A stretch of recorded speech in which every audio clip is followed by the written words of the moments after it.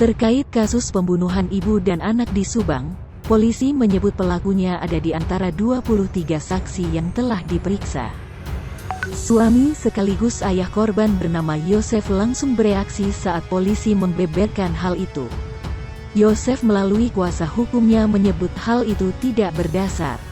Polisi menyebutkan telah menemukan titik terang dalam kasus pembunuhan ibu dan anak di Subang yang hingga kini masih menjadi misteri. Diketahui sejak kasus ini bergulir, polisi telah memeriksa 23 orang saksi. Beberapa di antaranya adalah suami sekaligus ayah korban, Yosef, istri muda Yosef berinisial M, kakak korban hingga keponakan korban.